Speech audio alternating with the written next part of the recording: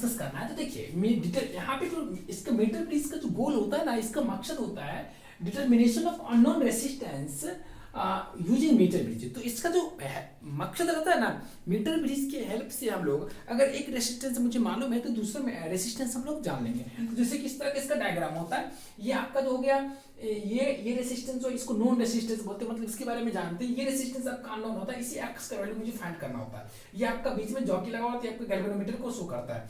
उसके बाद इसमें ये आपका एक सेल है जो आपका इसका ईएमएफ ये है और ये आपका की है, ठीक, जहां से ऑन ऑफ करते हैं सर्किट को। अब जो है देखिएगा इसके बारे में सबसे पहले लिखते हैं हम लोग, ये जो है ये जो है ना ये भी ये 1 मीटर का वायर है, याद रखिए इसको क्या रखते हैं 1 मीटर का वायर। तो सबसे पहले हम लोग लिखते हैं, देखिएगा ये metre bridge consist of a uniform emitter uniform emitter uniform emitter uniform wire having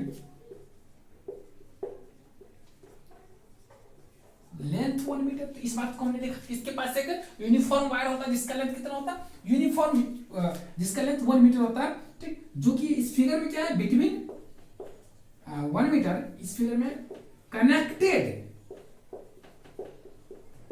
between A and B, जो कि ए और बी के बीच में यहाँ पे फिगर में क्या है कनेक्टेड है। चलिए अगर इस बात को समझते हैं तो फिर लिखना है एक्स रिप्रेजेंट्स, जो है वो क्या है अननोन रेसिस्टेंस, बिल्कुल ही हम एकदम स्टैंडर्ड में आपको लिखा रहे हैं। और जो आपका ये है ये आपका इसको आर मान लिख सकते हैं, तो यहाँ पे लिख लीजिएगा ये आपका आर जो है ये आपको क्या है नॉन रेसिस्टेंस, समझ गए। और ये जो है ये आपका जो ये बॉक्स टाइप का हम बना करके दिए, ये आपका ये आरबी कहलाता है, मतलब रेसिस्टेंस बॉक्स कहलाता है, जो किसको क्या कहते हैं आरबी, ठीक। ईच ऑफ देम मतलब दोनों का दोनों जो है इसे लिखिए या both is connected with resistance box. इसको क्या कहते हैं रेसिस्टेंस बॉक्स इसको कहते हैं ये होगा। तो रेसिस्टेंस बॉक्स देख सकते हैं कि आर भी कनेक्टेड और एक्स भी कनेक्टेड है, ठीक। इसके बाद हम लोग आगे लिखते हैं, इसको रब कर लेते हैं, इस पार्ट को आप लोग लिख ही दिए होंगे, इसको रब कर लेते हैं। तो ये आपका हो गया, ये आपका इससे कनेक्टेड रहता है। अब जो है इसमें इंपॉर्टेंट बात देखिएगा, लिखने क्या है, ये galvanometer G is connected with the terminal key के एंड जॉकी।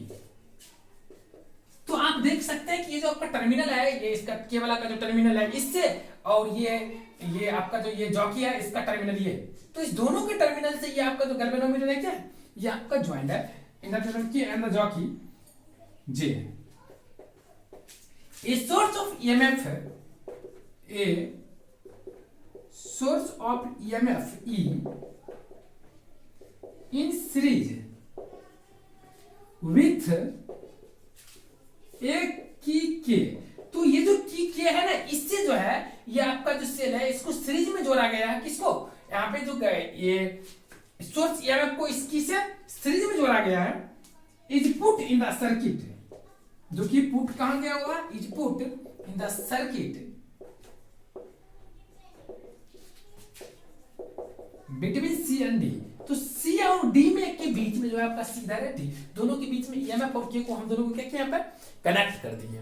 चलिए इस बात को अगर आप समझ गए ना, इस बात को जो है हम लोग थोड़ा सा डायग्राम लेते हैं। ये जो पार्ट है इसी को हम थोड़ा डायग्राम अगर बना दे तो आप इसको इस तरह से लिख सकते हैं। किस तरह से, एक इस तरह से जा रही है और दूसरा रेसिस्टेंस, पहला रेसिस्टेंस इधर जा रही है, फिर तीसरा जो होता है इधर आ रही है। इसका हम व्हिटस्टोन ब्रिज की फॉर्मेट में हम इसको लिख सकते हैं। क्या कर सकते हैं इसको, हम व्हिटस्टोन ब्रिज के बारे में लिख सकते हैं। इसको एक्स मान लिया, इसको आर लिख लेते हैं। यहाँ पर एक्स अननोन है, ये आपका R1 होता है, ये आपका R2 होता है, इंटरनल वाला पार्ट को ये शो कर देता है। फिर ये +1 और ये आपका हो गया कि आपका की हो गया। तो इस सर्किट को अगर हम इलेक्ट्रिक सर्किट के फॉर्म में ये जो डायग्राम बनाया है मीटर ब्रिज के सर्किट को अगर हम शो करें तो इस तरह से हम इसको लिख सकते हैं इजीली, समझ गए। ये आपका बी हो गया, ये आपका ए हो गया, ठीक। अब जो है नाउ यहां तक CND हो गया। नाउ यहां पे क्या कर सकते हैं, the jockey J is adjusted to have the galvanometer। तो इसको क्या होता है कि गैल्वेनोमीटर के साथ एडजस्ट करते हैं किसको, now the jockey is adjusted to have the galvanometer deflection null. तो इसको जब एडजस्ट करते हैं तो पता चलता है इस तरह से कि वो नल गैल्वेनोमीटर को शो करे। तो यहां पे आप कह सकते हैं कि यहां पे जो गैल्वेनोमीटर है आपको क्या कर रहा है, डिफ्लेक्शन 0 को शो कर रही है।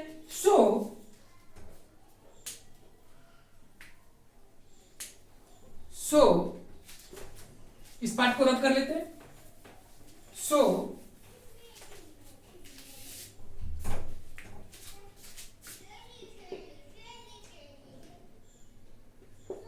Here the bridge is balanced। इस केस में ये क्या हो गया, ये बैलेंस्ड ब्रिज हो गया। अगर ये बैलेंस्ड ब्रिज हो गया तो हम कह सकते हैं कि जो x/r का वैल्यू है, इस x/r का वैल्यू है, क्योंकि ये R1 था उस फिगर में जब हम बनाते थे ये आपका R2 था, तो R1/R2 जो रहता था तो x/r वो x/r हो गया, डिवाइडेड इक्वल टू क्या हो जाएगा, रेसिस्टेंस ऑफ लेंथ AJ। ये क्या होगा, resistance of length AJ divided by resistance of length AJ के बाद आपका JB। तो ये दोनों का जो रेसिस्टेंस होगा AJ और JB का, ये दोनों का दोनों जो होगा इसका रेशियो सेम होगा, मतलब ये R1 और R2 का काम करेगा, ये R3 R4 का काम करेगा, इसके बराबर होगा। इस केस में आप कह सकते हैं, क्या कहेंगे, इसको रब कर लेते हैं।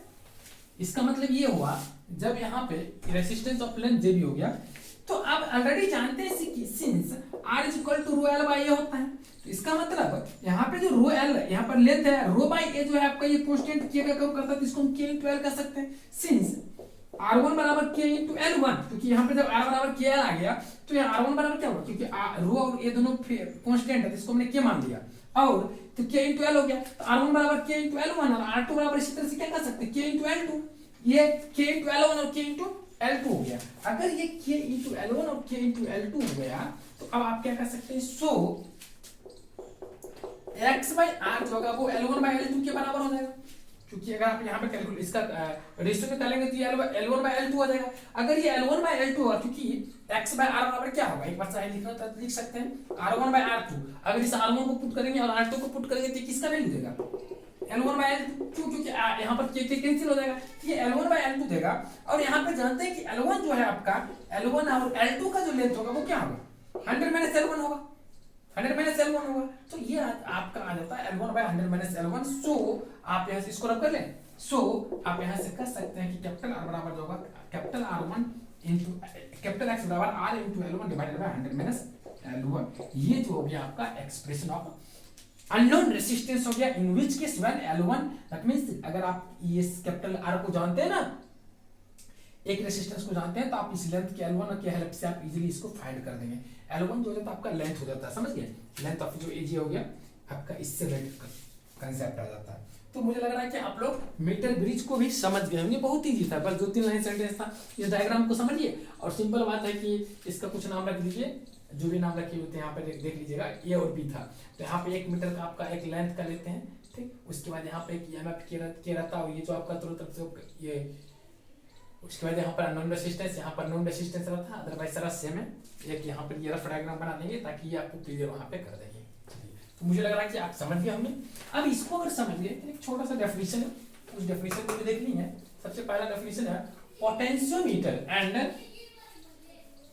सबसे पहला जो कंसेप्ट है वो है पोटेंशियोमीटर। पोटेंशियोमीटर देखिएगा ध्यान से, पोटेंशियोमीटर तो ज्यादा इसके बारे में डिटेल से नहीं पढ़ना, बस इसके वर्क के बारे में हम लोग लिख लेते हैं। लिखिएगा, द पोटेंशियोमीटर इज यूज्ड या इज ए डिवाइस, इस तरह से is a device to compare potential difference, to compare potential difference since the method involves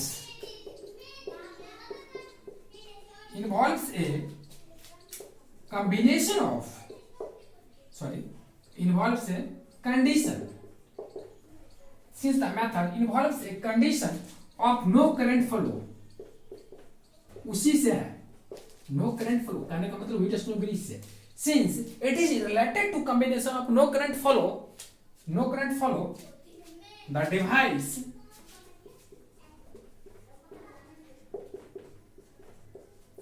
can be used to measure potential difference,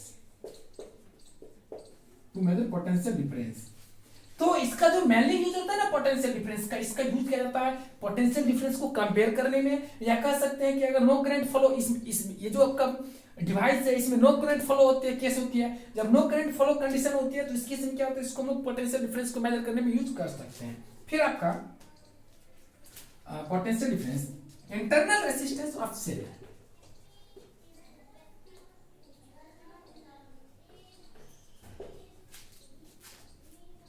resistance of a cell and compare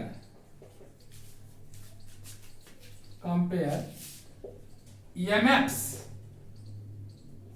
of two sources। तो इसका जो होता है आपका, या तो potential difference किसका find करने में, पोटेंशियल डिफरेंस मतलब internal resistance of a cell जो होती है उसकी फाइंड करने में, या compare of EMF of two cell different cells, तो दो सेल का जो आपका EMF होती है उसको भी कंपेयर करने में हम लोग इसका यूज कर लेते हैं। चलिए, तो अगर आप लोग इसको समझ गए तो फिर हम लोग नेक्स्ट देखते हैं। नेक्स्ट में क्या है आपका, इसमें एक टर्म है आपका ये जो हो गया, ये टॉपिक करीब करीब कवर हो गया। अब एक थोड़ा सा फिजिकल क्वांटिटी उसको हम लोग समझ लेते हैं, क्योंकि कई बार बोर्ड में पूछ देता तो बच्चे कंफ्यूज कर जाते हैं। वो है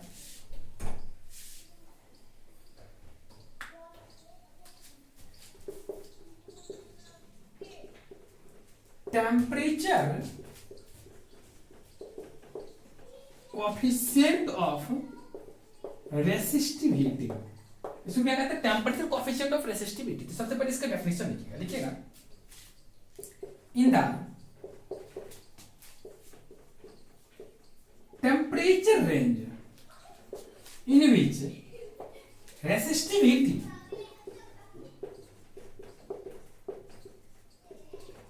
increases linearly with increase with temperature, लिख सकते हैं with temperature, मतलब टेम्परेचर इंक्रीज करने पर अगर वो लिनियरली रूप से वो आपका रेसिस्टिविटी इंक्रीज करे, फिर डिक्रीज करने पर वो भी डिक्रीज करे, देन